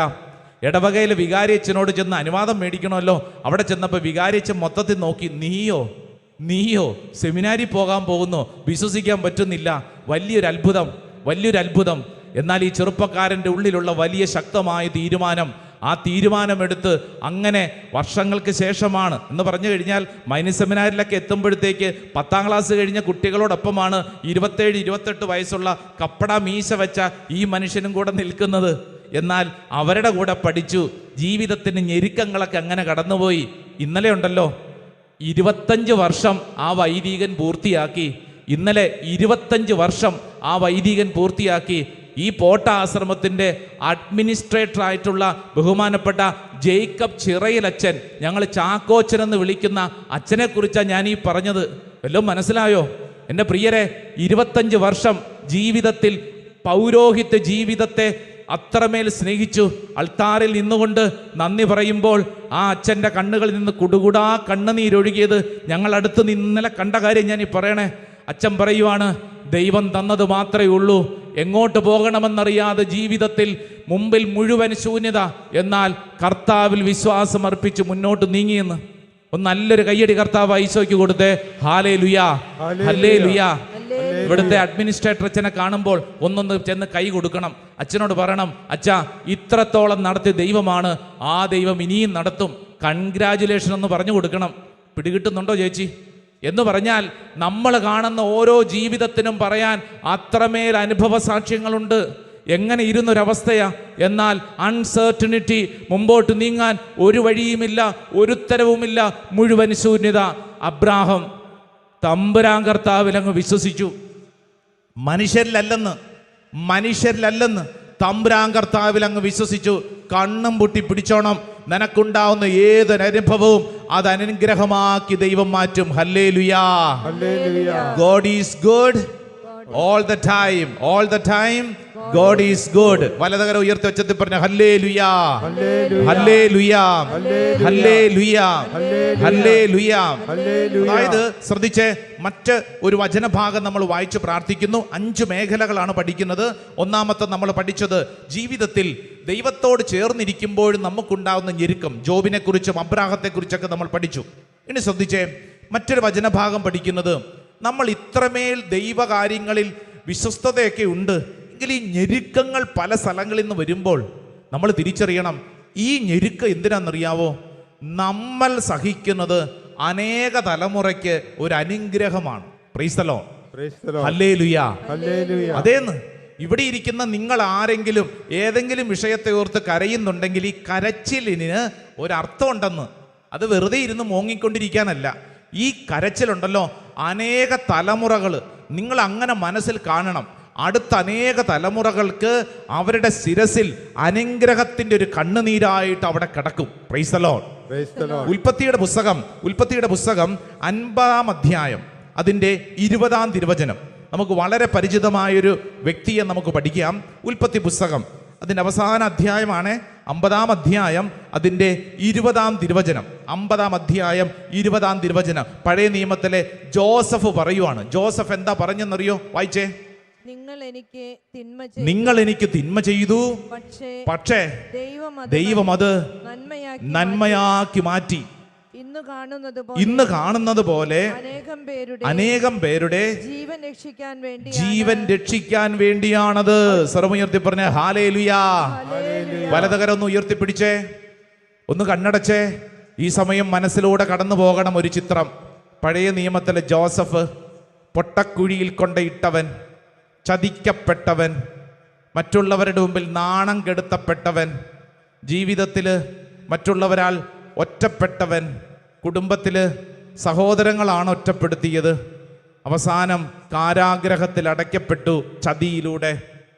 ഒരുപക്ഷെ നീ ചിന്തിക്കുമ്പോൾ നിന്റെ ജീവിതത്തിലും സമാനമായ ചില അനുഭവങ്ങളുണ്ടോ? ഉണ്ടല്ലോ. ദേ പ്രാർത്ഥിക്കുന്ന ചിലർക്കൊക്കെ അത് തെളിഞ്ഞു വരും. എൻ്റെ കുടുംബത്തിന് വേണ്ടി ഞാൻ ഇത്രയുമൊക്കെ പണിതുയർത്തിയിട്ട്, എൻ്റെ കുടുംബത്തിന് വേണ്ടി ഞാൻ ഇത്രയുമൊക്കെ ചെയ്ത് കൂട്ടിയിട്ട്, എൻ്റെ കുടുംബത്തിന് വേണ്ടിയിട്ടല്ലേ ഞാനിങ്ങനെ കണ്ണുനീരോടെ ജോലി ചെയ്ത് പ്രവർത്തിച്ചത്, എന്നിട്ടും ഇപ്പോൾ എന്നെ അവർ പുറത്താക്കിയല്ലോ, എന്നെ സങ്കടപ്പെടുത്തിയല്ലോ. വിഷമിക്കണ്ട. ഇതാ നിന്നെ കൃത്യമായിട്ട് ജോസഫ് പഠിപ്പിക്കുകയാണ്. വലതുകര ഉയർത്തി ഏറ്റുപറഞ്ഞ് പ്രാർത്ഥിച്ച്, നിങ്ങൾ എനിക്ക് തിന്മ ചെയ്തു, പക്ഷേ ദൈവം അത് നന്മയാക്കി മാറ്റി. ഇന്ന് കാണുന്നത് പോലെ അനേകം പേരുടെ ജീവൻ രക്ഷിക്കാനാണത്. ജീവൻ രക്ഷിക്കാനാണത്. Hallelujah, hallelujah, hallelujah, hallelujah. അത് വിശ്വസിച്ചോണം കേട്ടല്ലോ. ഇന്ന് കാണുന്നത് പോലെ അനേകം പേരുടെ ജീവൻ രക്ഷിക്കാൻ, അനേകം പേരുടെ ജീവൻ രക്ഷിക്കാൻ നീ ഇന്ന് കടന്നു പോകുന്ന അവസ്ഥ. എന്നെ ഈ വചനഭാഗം പഠിപ്പിച്ചത് നാളുകൾക്ക് മുമ്പ് ഒരു കുടുംബനാഥൻ, വിദേശത്ത് വർഷങ്ങളോളം ജോലി ചെയ്ത ഒരു മനുഷ്യൻ. ഇപ്പോൾ ഇച്ചിരി പരിങ്ങലിലാണ് അദ്ദേഹത്തിൻ്റെ ജീവിതം. അദ്ദേഹം ഇരുന്നുകൊണ്ട് തൻ്റെ ജീവിതാനുഭവം പറഞ്ഞപ്പോൾ എന്നോട് പറഞ്ഞൊരു കാര്യം, അച്ഛാ എനിക്ക് കാര്യം ശരിയാ, എനിക്ക് ഭാര്യയും പിള്ളേരും ഉണ്ടെങ്കിലും എൻ്റെ ഉള്ളിൽ മുഴുവൻ എൻ്റെ സഹോദരങ്ങളെക്കുറിച്ചുള്ള ചിന്തയായിരുന്നു. എൻ്റെ വീട് അത്രയും കഷ്ടപ്പാടിലായിരുന്നു അച്ഛാ. ഞാനാരും മൂത്തയാൾ. എൻ്റെ സഹോദരങ്ങളെക്കുറിച്ച് അത്രമേൽ എനിക്ക് ശ്രദ്ധ. അവരെ എങ്ങനെയെങ്കിലും ഒന്ന് കൈപിടിച്ച് കയറ്റണം അച്ഛാ. ഞാൻ വിദേശത്ത് പോയതിന് ശേഷം ആദ്യം ചെയ്ത കാര്യം, ഞങ്ങൾക്കൊരു നല്ല വീട് പണിതു അച്ഛാ. ഞങ്ങളുടെ നല്ല വീട് അത് ഞാനാ പണിത് അച്ഛാ. നല്ല ഒന്നാന്തരം വീട്. എൻ്റെ സ്വപ്നമാണ് എൻ്റെ സഹോദരങ്ങളൊക്കെ വീട്ടിൽ വരുമ്പോൾ എല്ലാവരും കൂടെ ഒരുമിച്ച് കഴിയണം. ആ കാലഘട്ടത്തിലാണ് ഞാൻ കല്യാണം കഴിച്ചത്. എൻ്റെ ഭാര്യ ഒത്തിരിയേറെ ആ വീട്ടിൽ നിന്ന് സഹിക്കുന്നുണ്ടായിരുന്നു. പക്ഷേ എനിക്ക് എൻ്റെ സഹോദരങ്ങളെയായിരുന്നു വലിയ കാര്യം. പിന്നീടാണ് വീതമപ്പൊക്കെ നടന്നത് അച്ഛാ. ഇപ്പം ഞാൻ സത്യം പറയട്ടെ, എൻ്റെ ജോലിയൊക്കെ അവിടെ നിന്ന് നഷ്ടപ്പെട്ട് ഞാൻ നാട്ടിലൊക്കെ തിരിച്ചെത്തി. ഇപ്പം ഞാനൊരു വാടക വീട്ടിലാണ് കഴിയുന്നത്. കാരണം വീതമപ്പിൻ്റെ സമയത്ത് ഇളയവൻ പറഞ്ഞു, ഇതെൻ്റെ വീടാണ്, ഇതെൻ്റെ മണ്ണാണ്, ഇതാര് വീട് പണിതെന്നൊന്നും വിഷയമല്ല, കാര്യമല്ല, ഇതെൻ്റെയാണ് അച്ഛാ. ആദ്യം ഇച്ചിരി കശപിശയൊക്കെ വന്നു. പക്ഷെ എൻ്റെ ഭാര്യ എന്നോട് പറഞ്ഞു, ചേട്ടാ ഒന്നും സാരമാക്കണ്ട, അതങ്ങോട്ട് കൊടുത്തേക്ക്. അച്ഛാ ഞാൻ ചോര നീരാക്കിയിട്ട് പണിത എൻ്റെ വീട്, എൻ്റെ സഹോദരങ്ങളെ എല്ലാവർക്കും ജോലി മേടിച്ചു കൊടുത്ത് ഞാൻ, പലർക്കും വിദേശ രാജ്യങ്ങളിൽ എത്തിച്ച ഞാൻ. പക്ഷെ ഇപ്പോൾ ഞങ്ങൾ നല്ല പരിങ്ങല്ല. പക്ഷെ അച്ഛാ സമാധാനമുണ്ട്. എൻ്റെ ഭാര്യ എന്നോട് എപ്പോഴും പറയും, ഇങ്ങേർക്ക് എന്നേക്കാൾ കൂടുതൽ ഇഷ്ടം ഇയാളുടെ സഹോദരങ്ങളെയാണ്. പക്ഷേ സാരയില്ല, അത് ചേട്ടൻ്റെ ഒരു നന്മയുള്ള മനസ്സാണ്. ചേട്ടൻ അങ്ങനെ തന്നെ ചെയ്തോ, അതിൽ കുഴപ്പമൊന്നുമില്ല. പക്ഷെ ഞങ്ങളെക്കുറിച്ച് ഇടയ്ക്കൊക്കെ ഒരു ശ്രദ്ധ വേണം. ഭാര്യയും മക്കളും ഞെരുക്കത്തിലാണ്. പക്ഷെ ഇദ്ദേഹം പറയും, അച്ഛാ ഞാൻ ഇത്രയൊക്കെ അവർക്ക് വേണ്ടി ചെയ്തിട്ടും എന്നെ ഒരു കറിവേപ്പില പോലെ പുറത്തോട്ടിട്ട് കളഞ്ഞല്ലോ, ഭയങ്കര സങ്കടം അച്ഛാ. അവർക്കൊക്കെ ഇപ്പം നല്ല ജോലിയായി നിലകളായി അവരുടെയൊക്കെ മക്കളൊക്കെ വളർന്നു. എനിക്ക് ദൈവത്തിൽ ആശ്രയമുണ്ട്. ഞാനിത് പറയുമ്പോൾ സമാനമായ ചില അനുഭവങ്ങളിലൂടെ കടന്നു പോകുന്നവരിവിടെ ഇരിപ്പുണ്ടാവും. നമ്മൾ ഈ മറ്റുള്ളവർക്ക് വേണ്ടിയിട്ടൊക്കെ ഒത്തിരിയൊക്കെ കാര്യങ്ങൾ ചെയ്തിട്ടും അങ്ങോട്ട് ശരിയായില്ലല്ലോ, വിഷമിക്കേണ്ടെന്ന്. പഴയ നിയമത്തിൽ ജോസഫിനെ മനസ്സിൽ ഓർത്തോണം. ജോസഫ് പറയുകയാണ്, നിങ്ങൾ എനിക്ക് തിന്മ ചെയ്തു, പക്ഷേ ദൈവം അത് നന്മയാക്കി മാറ്റി. ഇന്ന് കാണുന്നത് പോലെ അനേകം പേരുടെ ജീവൻ രക്ഷിക്കാൻ വേണ്ടിയാണ് അവിടുന്ന് അത് ചെയ്തത്. Hallelujah, hallelujah. നിങ്ങൾക്ക് വായിക്ക് പ്രാർത്ഥിക്കാൻ നമ്മുടെ സങ്കീർത്തകനായ ദാവീദിനെ മുമ്പിലോട്ട് വെച്ച് തരുവാണ്. സങ്കീർത്തനം 23-ാം അധ്യായം അതിൻ്റെ 1-ാം തിരുവചനം കാണാതെ അറിയാവുന്നൊരു വചനമാണ്. ജീവിതത്തിൽ ഈ മനുഷ്യൻ കടന്നുപോയ ഞെരുക്കങ്ങൾ അത്രമേലുണ്ട്, അത്രമേൽ വലിയ ഞെരുക്കം. പക്ഷേ സങ്കീർത്തകനായ ദാവീദ് ഒരു കാര്യം നമ്മളെ പഠിപ്പിക്കുകയാണ്. ഒന്ന് വായിച്ചേ, ഒരു കുഞ്ഞു വചനമാണ്, പക്ഷെ നമുക്ക് വളരെ ശക്തമായ കൃപ നൽകുന്ന വചനമാണ്. ഒന്ന് വായിച്ചേ. കർത്താവാണ് എൻ്റെ ഇടയൻ, എനിക്കൊന്നിനും കുറവുണ്ടാവുകയില്ല. നിങ്ങൾ ശ്രദ്ധിച്ചേ, ഇത് പറയുന്നത് ആരാ? ദാവീദ് പറയുക. ഇത് പറയുന്ന അവസരത്തിൽ ഇയാളിങ്ങനെ മെത്തയിൽ ഇങ്ങനെ കടന്ന് ഉരുണ്ടോണ്ടിരിക്കുമ്പോഴൊന്നും അല്ലെന്ന്. അത്രമേൽ ഞെരുക്കപ്പെട്ടിരിക്കുമ്പോഴാണ് ഈ മനുഷ്യൻ പറയുകയാണ്, കർത്താവാണ് എൻ്റെ ഇടയൻ, എനിക്ക് ഒന്നിനും കുറവുണ്ടാവുകയില്ല. എൻ്റെ പ്രിയപ്പെട്ടവരെ, ഇവിടെ ഇരുന്ന് ഈ വചനം കേൾക്കുന്ന ഓരോരുത്തരും നിന്റെ നെഞ്ചിനുള്ളിൽ നീ ഉറപ്പിക്കേണ്ട കാര്യം, ശക്തമായിട്ട് നീ ഉറപ്പിക്കേണ്ട കാര്യം, നിനക്കൊന്നിനും കുറവില്ലാതെ ദൈവം നടത്തും. എന്ന് പറഞ്ഞാൽ ഞെരുക്കം ഉണ്ടാവില്ലെന്നല്ല, നിനക്ക് അസ്വസ്ഥതകൾ ഉണ്ടാവില്ല എന്നല്ല, ഇതെല്ലാം ഉണ്ടാകും. പക്ഷേ നിനക്ക് ചങ്കുറപ്പോടുകൂടെ പറയാൻ പറ്റുന്ന ഈ ഭൂമിയിൽ ഏക കാര്യം എന്നാണെന്നറിയോ? കർത്താവാണ് എൻ്റെ ഇടയൻ, എനിക്കൊന്നിനും കുറവുണ്ടാവുകയില്ല. രണ്ട് കരങ്ങൾ ഉയർത്തി പറഞ്ഞേ, കർത്താവാണ് എൻ്റെ ഇടയൻ, കർത്താവാണ് എൻ്റെ ഇടയൻ. എനിക്കൊന്നിനും എനിക്കൊന്നിനും കുറവുണ്ടാവുകയില്ല. കുറവുണ്ടാവുകയില്ല. ഹല്ലേലൂയാ, ഹല്ലേലൂയ. ഹല്ലേലൂയാ. ഹല്ലേലൂയ. കൈകളൊന്ന് താഴ്ത്തിക്കേ. കേരളത്തിൽ അറിയപ്പെടുന്ന വലിയൊരു ധ്യാന കേന്ദ്രത്തിൽ ശുശ്രൂഷ ചെയ്തുകൊണ്ടിരുന്ന ഒരു മിടുക്കൻ ഗായകൻ, അദ്ദേഹത്തിൻ്റെ ഗാന ശുശ്രൂഷ അത്രമേൽ പവർഫുള്ളാണ്, അത്രമേൽ ശക്തമാണ്. ആ സഹോദരൻ്റെ കൂടെയൊക്കെ കഴിഞ്ഞ നാളുകളൊക്കെ ഞാൻ ചില ശുശ്രൂഷയ്ക്കൊക്കെ പോകാൻ അവസരം കിട്ടിയിട്ടുണ്ട്. അപ്പോൾ ഈ കഴിഞ്ഞ നോമ്പ് കാലഘട്ടത്തിലൊക്കെ പൊതുവെ ഈ ഗായകർക്കൊക്കെ നല്ല തിരക്ക് പിടിച്ച സമയമല്ലേ. ആ കാലഘട്ടത്തിലാണ് അവർ അത്യാവശ്യം അവരുടെ ജീവിതത്തിൽ ശുശ്രൂഷ ചെയ്ത് അവരുടെ കുടുംബത്തിന് എന്തെങ്കിലുമൊക്കെ വരുമാനമൊക്കെ സ്വീകരിക്കുന്ന ഒരു കാലഘട്ടം കൂടിയാണ്. അപ്പോൾ ഇദ്ദേഹത്തിന് നല്ല തിരക്ക് പിടിച്ച ശുശ്രൂഷകനാണ്. അങ്ങനെ ഇരിക്കുകയാണ് ഈ കഴുത്തിൻ്റെ തൊട്ട് താഴെയായിട്ട് ചെറിയൊരു തടിപ്പ് വന്ന് ഇടയ്ക്ക് അച്ഛൻ എന്നോട് പറയും, അച്ഛാ പ്രാർത്ഥിക്കണം കേട്ടോ, എന്താണെന്നറിഞ്ഞുകൂടെ ഒരു തടിപ്പുണ്ട്. പിന്നീട് ആശുപത്രി ചെല്ലുന്നു, പരിശോധനകൾ പലതും നടത്തുന്നു. ആദ്യത്തെ ചെറിയൊരു ട്രീറ്റ്മെൻ്റ് ഒക്കെ നടത്തിയൊക്കെ പറഞ്ഞു, കുഴപ്പമൊന്നുമില്ല, ഇയാൾക്ക് ഇനി ശുശ്രൂഷ ചെയ്ത് മുമ്പോട്ട് പോകാം. എന്നാൽ പിന്നീട് ശുശ്രൂഷ ചെയ്ത് മുന്നോട്ട് പോയപ്പോഴാണ് മനസ്സിലാവുന്നത് അതത്ര എളുപ്പമുള്ള കാര്യമല്ല. രോഗപീഠയിലൂടെ കടന്നു പോകുന്നു. ഇനി അതിന് ചില സീരിയസ് ആയിട്ടുള്ള ട്രീറ്റ്മെൻ്റ് ഒക്കെ വേണം. പ്രിയപ്പെട്ടവരെ, കഴിഞ്ഞ ജനുവരി മാസം മുതൽ ഈ മനുഷ്യൻ ഒരു ഗായകനാണ്, ഒരു കുടുംബനാഥനാണ്, മക്കളുടെ അപ്പനാണ് എന്ന് പറഞ്ഞു കഴിഞ്ഞാൽ ഒരു കുടുംബം മുന്നോട്ട് നയിക്കപ്പെടേണ്ട ഈ മനുഷ്യൻ അത്രമേൽ സഹനത്തിൽ ഒരു ശുശ്രൂഷയ്ക്ക് പോലും പോകാൻ പറ്റാതെ വീട്ടിലിരുന്ന് ഞെരുങ്ങിക്കൊണ്ടിരിക്കുന്ന ഒരു ശുശ്രൂഷകൻ, വീട്ടിലിരുന്ന് ഞെരുക്കാം. അപ്പം ഞാൻ ഈ കഴിഞ്ഞിടയ്ക്ക് അദ്ദേഹത്തോട് ചോദിച്ചു, സഹോദരാ എങ്ങനെ പോകുന്നു ജീവിതം? സഹോദരന് സങ്കടമില്ലേ? കാരണം ഈ സമയത്ത് ഇഷ്ടംപോലെ ശുശ്രൂഷകൾ, ഇഷ്ടംപോലെ ഗാന ശുശ്രൂഷ, അനേക ഗാനങ്ങളൊക്കെ രചിക്കുകയും സംഗീതം ചെയ്യുകയൊക്കെ ചെയ്യുന്ന വലിയൊരു ശുശ്രൂഷകനാണ്. അപ്പം താങ്കൾക്ക് സങ്കടമൊന്നുമില്ലേ? സങ്കടമൊന്നുമില്ലെന്ന് ചോദിച്ചപ്പോൾ അദ്ദേഹം എന്നോട് പറഞ്ഞു എന്നറിയോ, അച്ഛാ ദൈവം അല്പസമയം എന്നെ ഇരുത്താനാണ് ആഗ്രഹിക്കുന്നതെങ്കിൽ ഞാൻ അങ്ങനെ ഇരിക്കുക അച്ഛാ. ദൈവം അല്പസമയത്തേക്ക് എന്നെ ഇരുത്താനാണ് ആഗ്രഹിക്കുന്നതെങ്കിൽ ഞാൻ അങ്ങനെ ഇരിക്കുവാണ്. ഞാനിത് പറയുമ്പോൾ എൻ്റെ പ്രിയപ്പെട്ടവരെ, ഉള്ളിൻ്റെ ഉള്ളിൽ നിന്ന് വരുന്ന ആത്മവിശ്വാസത്തിൻ്റെ മേഖല മനസ്സിലായോ? അതായത് ചില ഞെരുക്കങ്ങളിലൂടെ കടന്നു പോകുമ്പോൾ നമ്മുടെ ഉള്ളിൽ പറയാൻ പറ്റണം, ഈ ഞെരുക്കത്തിലൂടെ കടന്നു പോകാനാണ് എൻ്റെ ദൈവം ആഗ്രഹിക്കുന്നതെങ്കിൽ ആയിക്കോട്ടെ ആയിക്കോട്ടെ എന്ന്. ഈ പരാജയത്തിലൂടെ കടന്നു പോകാനാണ് ദൈവം ആഗ്രഹിക്കുന്നതെങ്കിൽ, ഈ നാണക്കേടിലൂടെ കടന്നു പോകാനാണ് ആഗ്രഹിക്കുന്നതെങ്കിൽ ആയിക്കോട്ടെ. ദൈവമേ, ഇത് അങ്ങയുടെ പദ്ധതിയാണ്, ഞാൻ അങ്ങയിൽ ആശ്രയിക്കുന്നു. ഇവിടെ ഇരിക്കുന്ന ഓരോരുത്തരും ശ്രദ്ധിക്കേണ്ട കാര്യം, നിന്റെ ജീവിതത്തിലെ ഏതൊരനുഭവത്തെയും സങ്കീർത്തകനായ ദാവീദ് പറയുന്നത് പോലെ, കർത്താവേ അങ്ങ് എൻ്റെ നല്ല ഇടയനാണ്, കർത്താവേ അങ്ങയിൽ ഞാൻ ആശ്രയിക്കുന്നു. രണ്ട് കരങ്ങൾ ഉയർത്തിപ്പിടിച്ച് സങ്കീർത്തനം 23:1 ഒച്ചത്തിലൊന്ന് പറഞ്ഞേ, കർത്താവാണ് എൻ്റെ ഇടയൻ. ഹല്ലേലൂയാ, ഹല്ലേലൂയാ, ഹല്ലേലൂയാ, ഹല്ലേലൂയാ.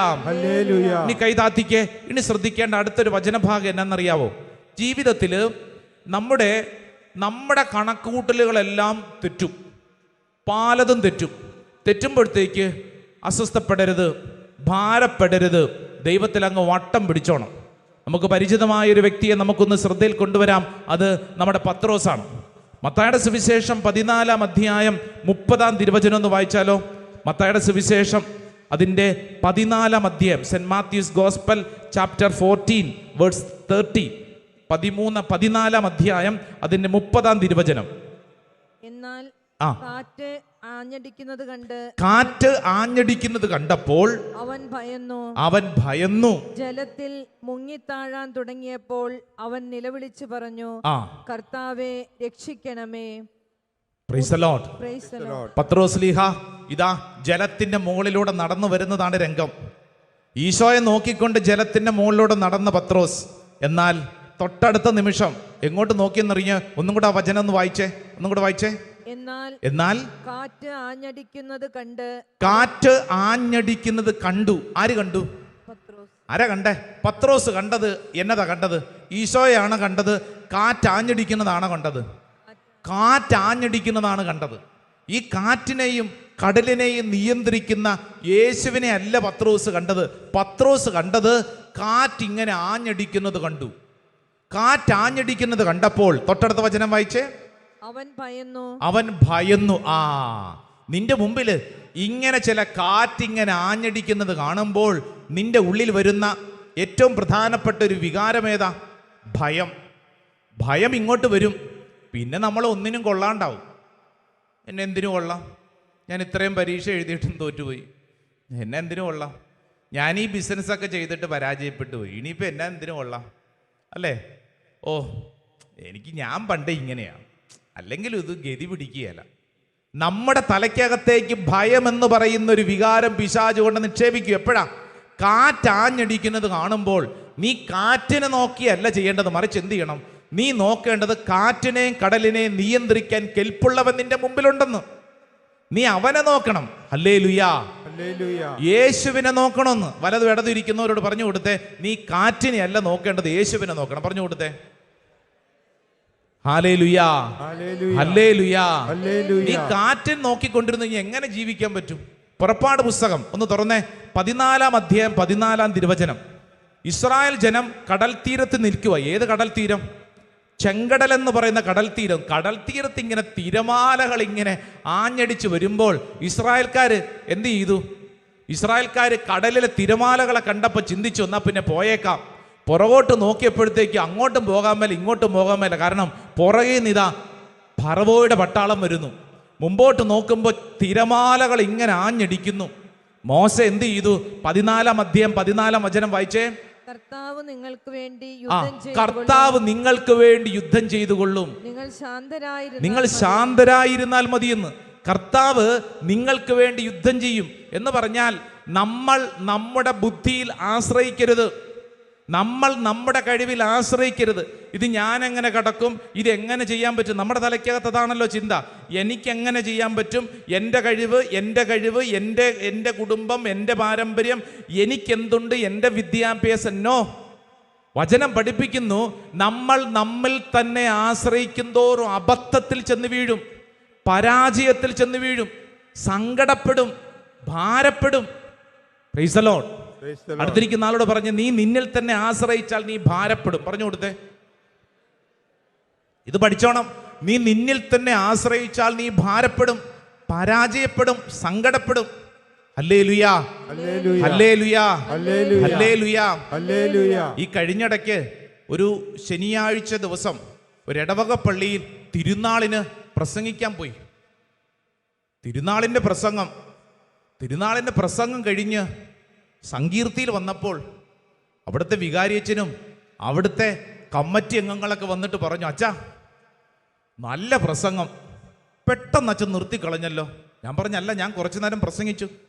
അല്ല അച്ഛാ, അച്ഛൻ ഇത്രയൊന്നും പറഞ്ഞാൽ പോരാ, അച്ഛൻ കുറേ കൂടെ പ്രസംഗിക്കേണ്ടതാ. ഇതൊക്കെ കേൾക്കുമ്പോൾ എൻ്റെ മനസ്സിൽ എന്നാണെന്നറിയോ?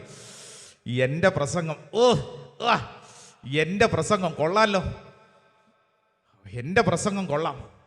എൻ്റെ ഉള്ളിൽ ഭയങ്കരമായ ആത്മവിശ്വാസം, ഇത് കൊള്ളാം, ഞാൻ എൻ്റെ പ്രസംഗം. അച്ഛന്മാർ പറഞ്ഞു, അച്ഛാ ഇതൊക്കെയാണ് ഇവിടെ പ്രസംഗിക്കേണ്ടത്, അച്ഛൻ ഇത്രയും പറഞ്ഞാൽ പോരാ, അച്ഛൻ കുറച്ചും കൂടെ പറയേണ്ടതായിരുന്നു എന്ന് പറഞ്ഞുകൊണ്ട് എന്നെ അങ്ങോട്ട് എരിപിരി കയറ്റി. ഞാൻ പറഞ്ഞു, അടുത്ത തവണ ആവട്ടെ, നമുക്ക് ശരിയാക്കാം. അപ്പം അന്ന് അവിടുത്തെ ശുശ്രൂഷ കഴിഞ്ഞ് പോരുന്ന സമയത്ത് എൻ്റെ ഉള്ളിലുള്ള ചിന്ത എന്നറിയോ? എൻ്റെ പ്രസംഗം ആളുകൾക്ക് ഭയങ്കര ഇഷ്ടമാണ്, എൻ്റെ പ്രസംഗം അച്ഛന് ഇഷ്ടപ്പെട്ടു. അതൊരു ശനിയാഴ്ചയാണേ. പിറ്റേ ദിവസം ഞായറാഴ്ച മറ്റൊരു പള്ളിയിൽ രാവിലെ തിരുനാളിന് പ്രസംഗം. ഒരു പുത്തൻ പള്ളിയാണ്, നല്ല ജനം. അപ്പം നമ്മൾ ചെന്നിരിക്കുന്ന എന്ത് ഇമ്പാക്റ്റിലാണ്? തലേ ദിവസം അവിടുത്തെ വികാരി അച്ഛനൊക്കെ പറഞ്ഞിരിക്കുകയാണ്, അച്ഛൻ്റെ പ്രസംഗം എന്നാ പ്രസംഗം, അച്ഛൻ കുറേ സമയം പ്രസംഗിക്കണം. അപ്പം ഞാൻ അന്ന് രണ്ടാമത്തെ, അതായത് ഞായറാഴ്ച ദിവസം തിരുനാൾ കുർബാനയ്ക്ക് അവിടെ നിൽക്കുന്നു. എല്ലാവരും പരിചയമുള്ളവർ, അച്ഛന്മാരൊക്കെ പ്രിയപ്പെട്ടവർ. സാധാരണഗതിയിൽ നമ്മളൊരു സ്ഥലത്ത് ചെന്ന് കഴിഞ്ഞാൽ എത്ര സമയം പ്രസംഗിക്കണമെന്നൊക്കെ ചോദിക്കും, തിരുനാൾ പ്രസംഗത്തിനാണെങ്കിലും. ഇതൊന്നും ചോദിക്കുന്നില്ല. കാരണം എന്നാ? എൻ്റെ ഉള്ളിൽ ചിന്ത, ഇന്നലെ അച്ഛന്മാർ പറഞ്ഞില്ല കുറേ സമയം പ്രസംഗിക്കണം. എൻ്റെ പ്രസംഗം, എൻ്റെ കഴിവ്, ഞാൻ കുർബാനയ്ക്കിടയ്ക്ക് പ്രസംഗിക്കാം. മുമ്പോട്ട് നോക്കിയപ്പോൾ പരിചിതമായ അനേക മുഖങ്ങൾ. ഞാൻ നല്ല ആവേശത്തിൽ പ്രസംഗം ഇങ്ങനെ പറഞ്ഞുകൊണ്ടിരിക്കുമ്പോൾ ഞാൻ കാണുന്ന ദയനീയമായ കാഴ്ച, കൊച്ചച്ഛൻ ഒരു കുറിപ്പുമായിട്ട് എൻ്റെ അടുക്ക വന്ന് വെച്ചിട്ട് പറഞ്ഞു, എഴുതി വെച്ചിരിക്കുന്നു, സമയം തീർന്നു. സാധാരണഗതിയിൽ ഈ കുറിപ്പ് കൊണ്ടുവന്നിട്ട് നമ്മുടെ അടുക്ക വെച്ചിട്ട് അച്ഛൻ പോകത്തില്ലേ, അല്ലെങ്കിൽ കൊണ്ടുവരുന്ന ആൾ പോകത്തില്ലേ? ഇത് പോകുന്നുമില്ല. എൻ്റെ അടുക്ക ഈ കൊച്ചച്ഛൻ നിൽക്കുവാണ്. എന്ന് പറഞ്ഞു കഴിഞ്ഞാൽ, അച്ഛാ ഒന്ന് നിർത്തിപ്പോകാവോ, ഞങ്ങൾക്ക് ഇനി ഇവിടെ വേറെ പ്രോഗ്രാം ഉണ്ടെന്നുള്ളതാണ് അച്ഛൻ ഉദ്ദേശിക്കുന്നത്. എൻ്റെ തലയ്ക്കകത്ത് ഏതാ? തലേ ദിവസത്തെ ഇമ്പാക്റ്റ് കിടക്കുമല്ലേ, എൻ്റെ പ്രസംഗം. അപ്പം ഈ അച്ഛൻ നിൽക്കുന്നത് കണ്ട് ഇനി മുമ്പോട്ട് പോകാൻ വഴിയില്ലെന്ന് മനസ്സിലായി. കുറേ സമയം പ്രസംഗിക്കുകയും ചെയ്തിട്ടുണ്ട്. പക്ഷേ എൻ്റെ ഉള്ളിൽ തലേ ദിവസത്തെ ഞാൻ ആൾത്താരയിൽ നിന്ന് ഇറങ്ങിപ്പോന്നപ്പോൾ ഞാൻ ചിന്തിച്ചു, എൻ്റെ പൗരോഹിത്യ ജീവിതത്തിൽ ആദ്യമായിട്ടാണ് ഞാൻ ഒരു സ്ഥലത്ത് നിന്ന് സമയം കഴിഞ്ഞു ഒന്ന് പോയി തരാവോ എന്നുള്ളൊരവസ്ഥയിൽ ഇറങ്ങിപ്പോരുന്നത്. സങ്കീർത്തിയിലെത്തിയപ്പോൾ എനിക്ക് ഭയങ്കര അസ്വസ്ഥത.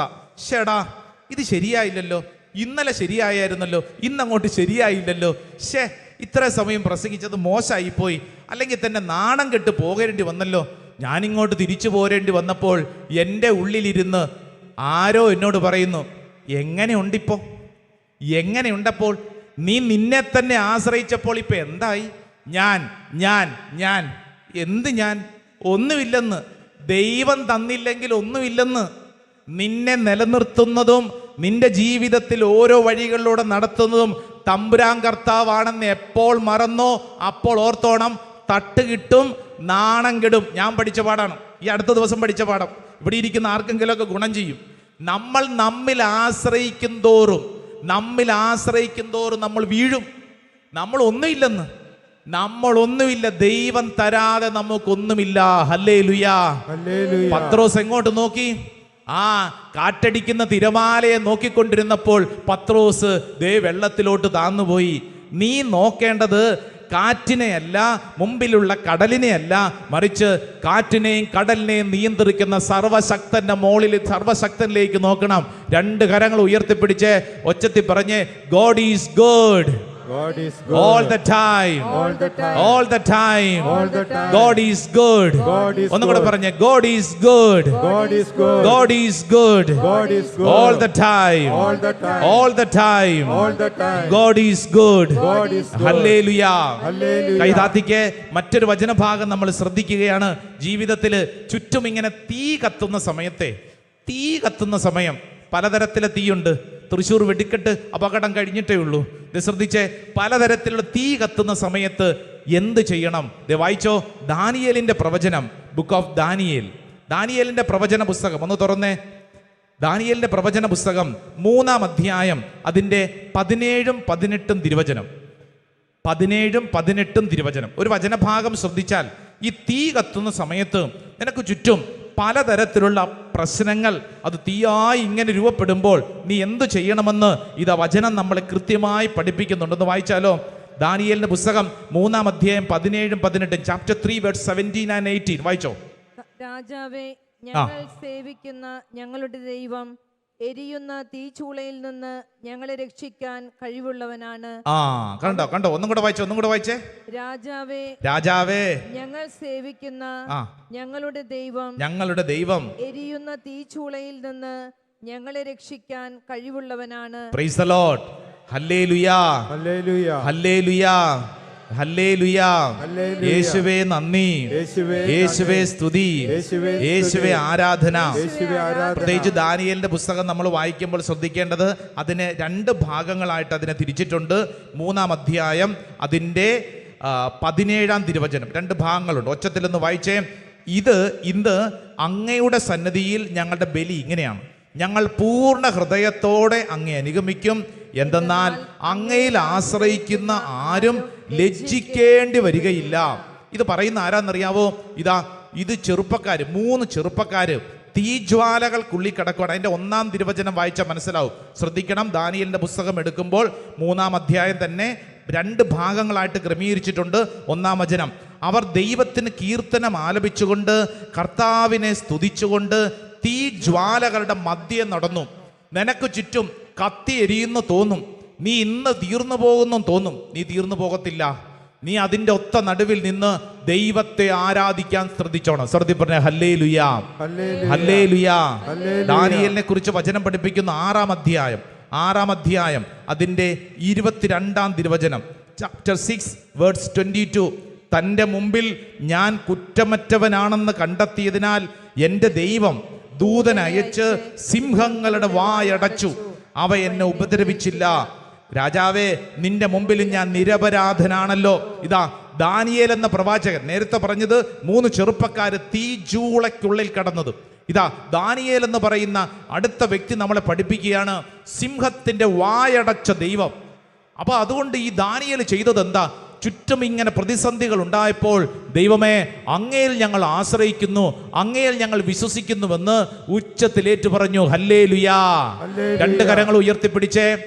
നിന്റെ ജീവിതത്തിൽ ഇതുപോലെ തീ വന്ന് നിന്നെ കത്തിച്ചു കളയുന്ന ചില അനുഭവങ്ങൾ ഉണ്ടാവും തോന്നും. ചില പ്രശ്നങ്ങൾ അങ്ങനെയാണ്. നീ വിചാരിക്കും നീ തീർന്നുപോയി, നീ കത്തിച്ചാമ്പലായി. എന്നാൽ അങ്ങനെയല്ല. നിന്നെ വിഴുങ്ങാൻ സിംഹങ്ങൾ നിന്റെ മുമ്പിൽ വന്ന് നിൽക്കും. എന്നാൽ സിംഹങ്ങളുടെ വായടപ്പിക്കുന്നൊരു ദൈവമുണ്ട്.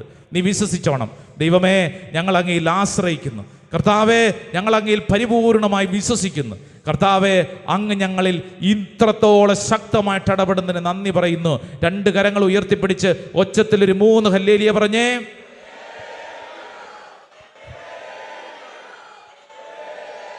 ഹല്ലേലൂയാ. മറ്റൊരു വചനഭാഗം കൂടെ ഒന്ന് ശ്രദ്ധിച്ചോളൂ. ഇത് പ്രിയപ്പെട്ടവരെ പൗലോസ് ലീഹ പഠിപ്പിക്കുന്ന ഒരു കാര്യമാണ്. ജീവിതത്തിൽ നമുക്ക് ബലഹീനതകളും അസ്വസ്ഥതകളും ഭാരങ്ങളും കുറവുകൾ ഉണ്ടാകുമ്പോൾ ഇതാ പൗലോസ് ലീഹ പറയുകയാണ്. വിശുദ്ധ പൗലോസ് ലീഹ കൊറിന്തോസ്യർക്ക് എഴുതിയ 2-ാം ലേഖനം 12-ാം അധ്യായം അതിൻ്റെ 9-ാം തിരുവചനം. Saint Paul's letter to Corinthians chapter 9, 2 കൊറിന്തോസ് 12-ാം അധ്യായം അതിൻ്റെ 9-ാം തിരുവചനം. പൗലോസ് ലീഹ തന്റെ ജീവിതത്തിൽ അഭിമാനത്തോടൊരു കാര്യം പറയുക. വായിച്ചേ. എന്നാൽ അവിടുന്ന് എന്നോട് അരുളി ചെയ്തു, നിനക്കെന്റെ കൃപ മാത്രം മതി. എന്തെന്നാൽ ബലഹീനതയിലാണ് എന്റെ ശക്തി പൂർണ്ണമായി പ്രകടമാവുന്നത്. ഇവിടെ ഇരിക്കുന്ന എൻ്റെ പ്രിയപ്പെട്ടവരെ, നമുക്കുണ്ടാവുന്ന കുറവുകൾ, ആ കുറവുകളിൽ വചനം പഠിപ്പിക്കുന്നത് നിന്റെ കുറവിൽ ദൈവം പ്രവർത്തിക്കും. ഹല്ലേലൂയാ. എല്ലാം തികഞ്ഞവരിലല്ല, ബുദ്ധിമാന്മാരിലല്ല, കഴിവുള്ളവരിലല്ല, കുറവുള്ളവരിൽ. നിനക്ക് ഏതെങ്കിലും തരത്തിൽ ഇന്ന് എന്തെങ്കിലും ഒരു കുറവ്, ഒരു ഭാരമുണ്ടെങ്കിൽ അതെന്തിനാണെന്നറിയോ? തമ്പുരാൻ കർത്താവിനെ വട്ടം പിടിച്ചോണം. നിന്റെ വീട്ടിൽ ദാരിദ്ര്യം, ചില തകർച്ചകൾ, ചില ഭാരങ്ങൾ, ചില ക്രമക്കേടുകൾ, വിചാരിക്കുന്ന പോലെ കാര്യം നീങ്ങുന്നില്ല. വചനം പഠിപ്പിക്കുന്ന എന്തിനെന്നറിയോ? തമ്പുരാൻ കർത്താവിന് വട്ടം പിടിക്കാൻ വേണ്ടിയിട്ടാണ്. ദൈവത്തിൽ ആശ്രയിക്കുന്നതിന് വേണ്ടി അത്രേ. ഹല്ലേലൂയാ, ഹല്ലേലൂയാ. പഴയ നിയമത്തില് റൂത്തിന്റെ പുസ്തകമുണ്ട്. റൂത്തിന്റെ പുസ്തകം 1-ാം അധ്യായം അതിൻ്റെ 16-ാം തിരുവചനം. റൂത്ത് പറയുന്നൊരു കാര്യമുണ്ട്. എന്താണെന്നറിയാവോ? 1-ാം അധ്യായം book of Ruth chapter 1 verse 16, 16-ാം വചനത്തിൽ ഇങ്ങനെയാണ് പറയുന്നത്: അമ്മ പോകുന്നിടത്ത് ഞാനും വരും, വസിക്കുന്നിടത്ത് ഞാനും വസിക്കും.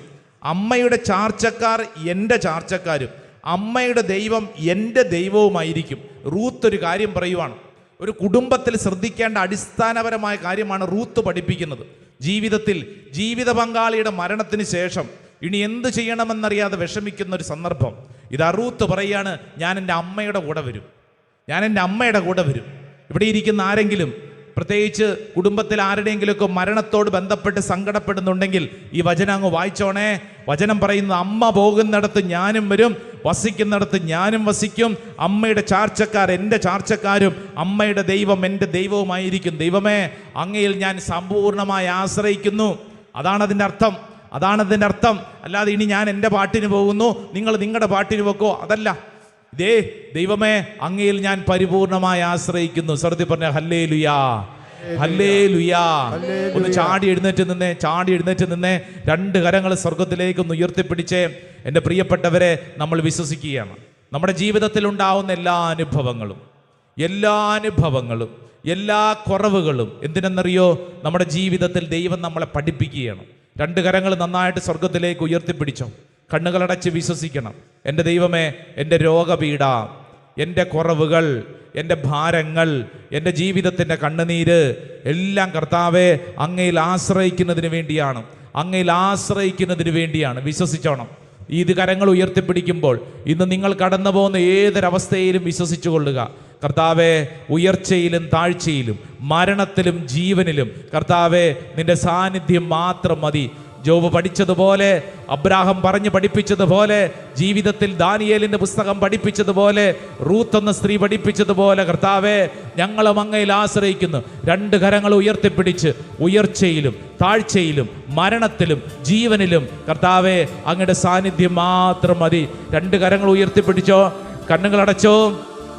ഈ ഗാനത്തിന്റെ വരികൾ അറിയാവുന്നവർ ഉച്ചത്തിൽ ഏറ്റുപാടുക. അറിയാൻ പാടില്ലാത്തവർ ഈ വരികൾ ശ്രദ്ധിക്കുക. നിനക്ക് വേണ്ടി നിന്റെ ഹൃദയത്തിന്റെ ഗീതമാണ്. 2 കരങ്ങൾ ഉയർത്തിപ്പിടിച്ച് കണ്ണുകളടച്ച് ഈ വരികളോട് ചേർന്ന് പ്രാർത്ഥിച്ചു. സാന്നിധ്യം മതി. ഓ ദൈവമേ, ഞങ്ങൾ അങ്ങയിൽ ആശ്രയിക്കുന്നു. ഓരോരുത്തരും ഉള്ളിന്റെ ഉള്ളിൽ ഇത് പറയുക. നിന്റെ സാന്നിധ്യം മാത്രം മതി. എനിക്കുണ്ടാവുന്ന എല്ലാ പരാജയങ്ങളിലും, എല്ലാ കൈപ്പേറിയ അനുഭവങ്ങളിലും, നാണം കെടുന്ന അനുഭവങ്ങളിലും, അപമാന വഴികളിലും, ഒറ്റപ്പെടുന്ന വഴികളിൽ, ജീവിതത്തിൽ എല്ലാം നഷ്ടപ്പെടുമ്പോഴും കർത്താവേ നിന്റെ സാന്നിധ്യം മാത്രം ഞാനത് വിശ്വസിച്ച് ഏറ്റെടുക്കുന്നു. കർത്താവ് ഇത് എന്നിൽ സംഭവിക്കപ്പെടട്ടെ. എൻ്റെ എല്ലാ ഞെരുക്കങ്ങളിലും കർത്താവ് അങ്ങ് ഇടപെടട്ടെ. ഒരു പുത്തൻ അഭിഷേകമായിട്ട് മാറട്ടെ കർത്താവേ. 2 കരങ്ങൾ ഉയർത്തി ഈശോയെ എന്ന് വിളിച്ചൊന്ന് സ്തുതിക്കട്ടെ. കർത്താവേ നിന്റെ സാന്നിധ്യം മതി. ഓ കർത്താവേ, ഞങ്ങൾ വിശ്വസിച്ച് പ്രാർത്ഥിക്കുന്നു. കർത്താവേ നിന്റെ സാന്നിധ്യം മാത്രം മതി.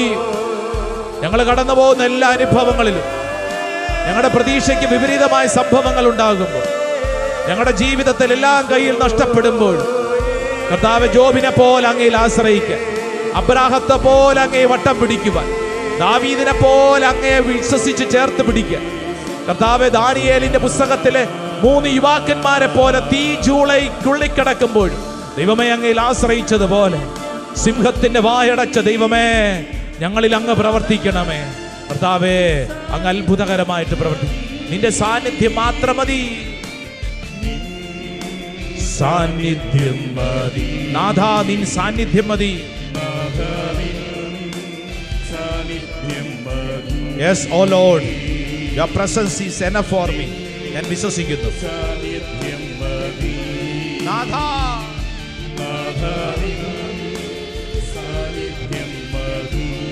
നെറ്റിയിൽ ഒരു കുരിശടയാളം വരച്ചത് വിശ്വസിക്കുക. കർത്താവേ നിന്റെ സാന്നിധ്യം മാത്രം മതി എൻ്റെ എല്ലാ അനുഭവങ്ങളിലും. വിശ്വസിക്കുക. ഉച്ചത്തിൽ പറഞ്ഞേ, God is good. God is good. All the time. All the time. All the time. All the time. God is good. God is good.